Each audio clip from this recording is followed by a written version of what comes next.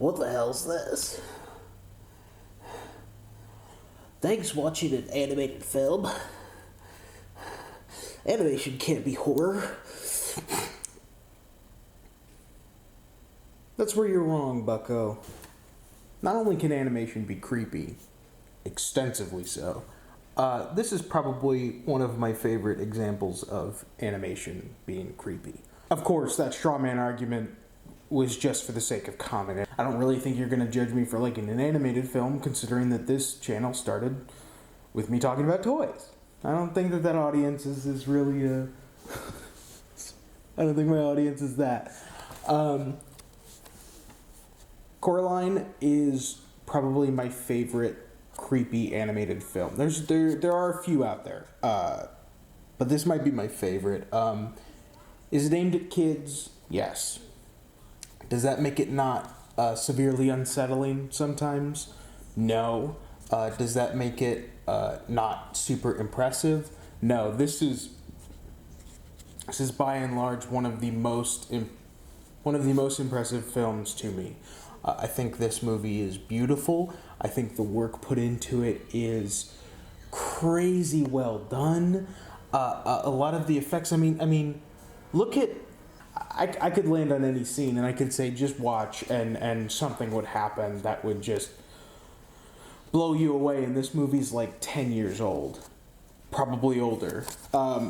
It's such a fun film. The effort put behind it is crazy wild. This is Laika's first outing under that name. Previously, they worked with the Nightmare Before Christmas team. I think they did a few other things. It might be the same team behind Corpse Bride, but I'm not sure. But this movie is stunning in its current form, and it's getting a 4K release in December. Kind of missing Halloween for me, but I already have the Blu-ray, so that's okay. But yeah, every frame of this film is just so wildly well done, and so much effort is put into it. And besides just the animation quality, the writing quality behind it, a lot of the subversive aspects, some of the things to do with the other mother and bugs is really well done. And that's not just the film team doing that. That's the one and only Neil Gaiman. This is a movie based on a book that a lot of people don't know that, and that's fine.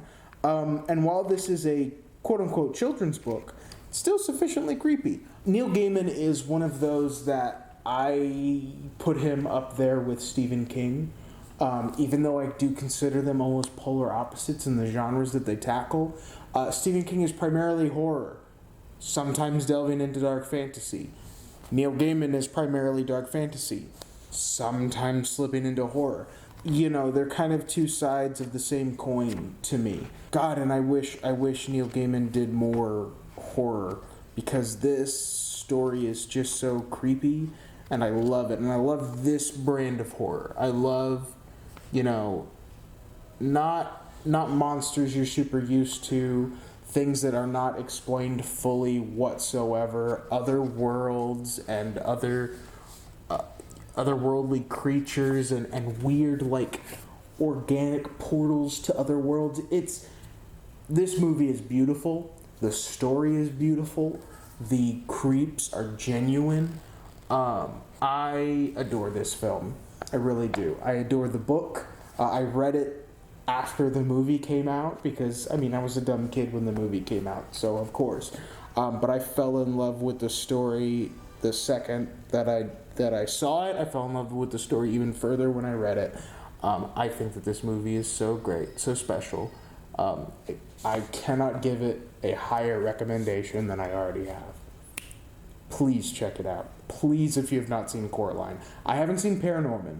I haven't seen Kubo and the Two Strings. I haven't seen anything else from Laika, but this is my Laika film.